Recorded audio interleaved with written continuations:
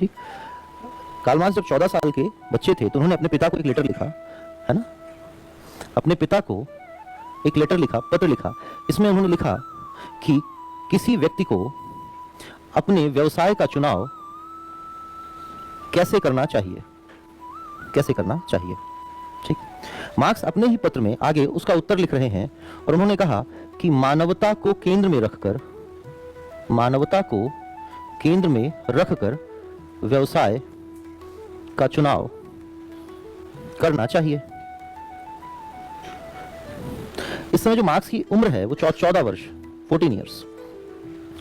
ये लेटर हमें ये बताता है, ये पत्र हमें ये बताता है कि वो बच्चा जो आगे चलकर एक बड़ा विचारक बनेगा और एक नई दिशा देगा सोचने समझने को, उसका थॉट प्रोसेस कैसा है ना, जो मानवता को केंद्र में रखकर व्यवसाय का चुनाव करने की बात कर रहा है, वो क्या सोच रहा होगा जीवन के संदर्भ में, है ना।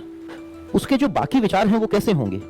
अब ये बच्चा पढ़ाई करता है, जब ये पढ़ाई करता है तो इसको ये समझ में आता है कि जिन विषयों को ये पढ़ रहा है, जिन चीजों को जानने की कोशिश कर रहा है, वो उनका जो चर्चा का केंद्र है वो ऐसा है जिसमें कि पराभौतिक चीजों की चर्चा है, जो सामान्य जिंदगी से जो चीजें जुड़ी हुई नहीं है, जो सामान्य जिंदगी से उन विषयों का जुड़ाव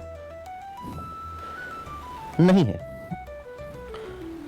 और ये वही दौर है जब दुनिया में औद्योगिक क्रांति हो रही है, इंडस्ट्रियल रिवॉल्यूशन।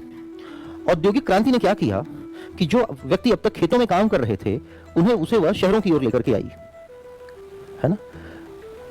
जब वो शहरों की ओर लेकर के आई तो शहरों में क्या हो रहा था कि इन लोगों को बड़ी बड़ी फैक्ट्रियां थी, फैक्ट्री में इन लोगों को काम मिल रहा था, जो मजदूर आ रहे थे, लेकिन काम की जो दशाएं थी, जो कंडीशंस थी वो अच्छी नहीं थी, वो काम की दशाएं अच्छी नहीं थी। ये शहर कैसे थे, यहां तक समझ में आया।